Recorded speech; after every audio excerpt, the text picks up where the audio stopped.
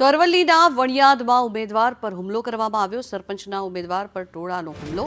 પ્રચાર દરમિયાન અસામાજિક તત્વોએ હુમલો કર્યો। ઉમેદવારની કાર આંતરીને 12 જેટલા લોકોએ હુમલો કર્યો। પથ્થરમારો કરી કારના કાચ પણ તોડી નાખ્યા। ઉમેદવાર સૌરભ ત્રિવેદીને હાલ હોસ્પિટલ ખાતે ખસેડવામાં આવ્યા છે। કેટલાક અજાણ્યા શખ્સોએ વણિયાદ ગ્રામ પંચાયતના હવાડા પાસે અમારી ગાડીને આંતરીને અચાનક હિંચકારો હુમલો કર્યો, જેમાં એમને પથ્થરથી અમારી ગાડીના કાચ તોડી નાખ્યા। મારી જોડે મારા ઠેકેદાર પણ હતા અને હું ડ્રાઇવિંગ સીટમાંથી ઉતરીને નીચે ઉતર્યો તો એમને ઘરે જતા રહો, શું કામ અત્યારે પ્રચાર કરો છો એમ કહીને અમને ધમકાવવાનો પ્રયત્ન કર્યો અને જાનથી મારી નાખવાની ધમકી આપી।